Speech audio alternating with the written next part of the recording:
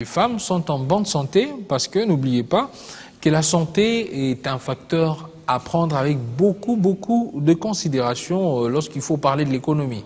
Parce que lorsqu'on n'est pas en bonne santé, on n'est pas opérationnel, on n'est pas rentable. Voilà. Et ça, même dans l'économie du pays, ça c'est récent. Et on a parlé tout à l'heure de cet usage des fortifiants chez les jeunes et de tous ces tradis praticiens ça et là. Alors on va prendre quelques minutes avec Céphas et Mathieu pour essayer de réfléchir un tout petit peu. Je dis bien, il y a deux volets. Il y a ces jeunes qui sont accros à ces médicaments, mais il y a aussi à un autre côté, on a trop permis cette publicité de tous ces tradis praticiens et il faut qu'on se pose la question aussi, est-ce que le ministère de la Santé est en train de jeter aussi un œil, parce que chacun arrive avec son produit, Ankoro, Mochiribara, tous les noms qu'on veut donner, mais comme ça, la pub passe facilement, sans qu'il y ait une certaine censure ou contrôle. On va réfléchir ensemble. Bonjour à Mathieu et Céphas. Bonjour Branch. Bonjour. Vous allez bien? Bien. Ben, on se retrouve. Oui. Et alors, on y va comme ça, d'entrée de jeu. Non mais déjà, il faut dire que le gouvernement s'y penche parce que récemment, j'ai suivi que on avait interdit à convoquer tous ces tradis praticiens, la plupart d'entre eux en tout cas, certains représentants aussi des organes de presse, pour pouvoir essayer un peu de remettre de l'ordre dans ces secteurs-là. Ouais. C'est vrai que nous sommes en train de voir si ça va marcher de cette façon-là. Alors, l'usage de fortifiants pourrait être des aphrodisiaques ou même des choses qui n'ont l'air de rien. Mais en tout cas, c'est pas le principe, c'est pas que c'est interdit. Quand c'est des aphrodisiaques. Mais si c'est sur ordonnance du médecin, par exemple, après une consultation déterminée, Voilà. moi je pense que c'est raisonnable. C'est recommandé par le médecin parce qu'il te dit dans quelle fréquence prendre, comment le faire, parce que là c'est curatif. Mais si c'est simplement pour assouvir un désir sexuel, là c'est de l'automédication carrément. Cette automédication est très dangereuse parce que vous ne mesurez pas les conséquences ou les effets secondaires de certaines combinaisons, parce qu'il y en a qui vous combinent 5 ou 8 racines des plantes différentes. On ne sait plus exactement de quoi c'est composé. Et qui vous donne tout ça sur un gros bidon de 5 litres. Sur un gros bidon. C'est compliqué.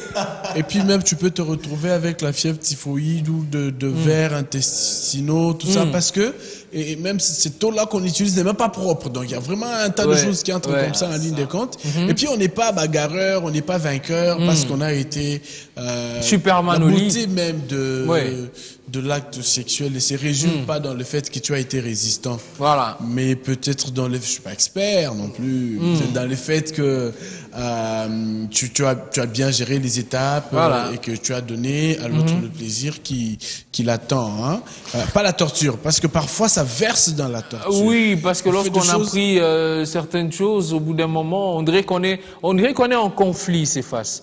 On dirait que l'acte sexuel est devenu un conflit. On dirait même que... il faut qu'il y ait un gagnant. On ne se fait plus plaisir, mais il faut qu'il y ait un gagnant forcément. Alors du coup, on a l'impression qu'on est sur un ring, en fait. Franchement, drôle des concepts. Mais quand même, c'est la réalité. Voilà. Aujourd'hui, sur le plan acte sexuel, on a toujours tendance à pouvoir prouver de quoi on est capable. Alors du coup, on s'éverse dans des choses... Et on ne compte plus sur soi-même. Non, pas du tout. Il faut des ajouts, Voilà, c'est-à-dire le vous-même là, vous n'avez plus confiance quoi. Vous pensez que le vous-même ne peut pas jouer le jeu, si je peux le dire comme ça. Alors il y a beaucoup de ces pratiques, hein, pour ne pas peut-être rentrer dans le détail avec par exemple les encoros, tout ça là, et franchement. Et les jeunes d'aujourd'hui, c'est vrai qu'il y a quand même aussi d'autres réalités où, peut-être après avoir été avec votre compagne, hein, et que, voilà, la compagne raconte des trucs, genre, ça n'a pas été... T'étais pas assez performant. Voilà. Alors bon, Il faut rester garçon. ça tue psychologiquement peut-être Et là, le et, gars. là, et là, tu es blessé dans ton orgueil. Oui, en Tu dis tout non, cas, il faut que je revienne en dans force. son amour propre, on est Le vraiment petit moi est touché. touché. On est vraiment touché. Alors on s'est dit la prochaine fois, Ouais. eh ben moi j'aimerais bien voir le vieux papa là de ces coins là.